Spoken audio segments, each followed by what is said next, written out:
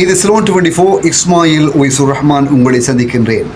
இன்று காலையில் குற்றப்புலனாய்வு திணைக்களத்தினால் கைது செய்யப்பட்ட இலங்கையின் முன்னாள் ஜனாதிபதியான மஹிந்த ராஜபக்ச அவர்களுடைய புதல்வரான யோசித்த ராஜபக்ச அவர்களை இன்றைய தினம் குற்றப்புலனாய்வு திணைக்களத்தினர் மேலதிக நீதிபதி அவர்கள் முன்னிலையில் ஆஜர்படுத்தியிருந்தார்கள். மணி லாண்டரிங் கேஸ் எனக்கூடிய இலங்கையின் பண சலவை சட்டம் அல்லது நிதி தூய்மையாக்கல் சட்டத்தின் கீழ் இவர் கைது செய்யப்பட்டிருந்தார் என்பது இங்கு குறிப்பிடத்தக்க அம்சம். இன்றைய தினம் நீதிமன்றத்தில் ஆஜர்படுத்திய போது ஜனவரி மாதம் 27ஆம் தேதி இந்த மாதம் 27ஆம் தேதி வரை விளக்கமறியல் வைக்குமாறு அழுத்கம மேலதிக நீதவான் உத்தரவு பிறப்பித்திருக்கின்றார்.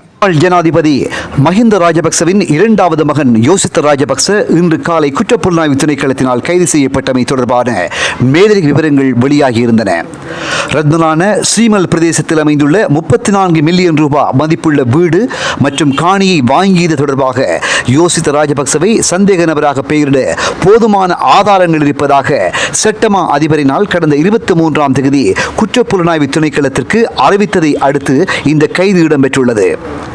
தற்போது தொடரப்பட்டுள்ள இந்த காணி வழக்கின் பிரதான சந்தேக நபர் யோசித்த ராஜபக்ச அவர்களுடைய பாட்டியான டெய்சி பரஸ்ட் எனக்கூடிய பெண்ணாவார். நிலையில் இலங்கையின் மணி லாண்டரிங் கேஸ் அல்லது நிதி தூய்மையாக்கல் சட்டம் அல்லது பண மோசடி சட்டத்தின் கீழ் கைது செய்யப்பட்டுள்ள யோசித்த ராஜபக்சவினுடைய வாக்குமூலம் பதிவு செய்ததன் பின்னர் அவர் இன்றைய தினம் நீதிமன்றில் ஆஜர்படுத்தப்பட்டார்.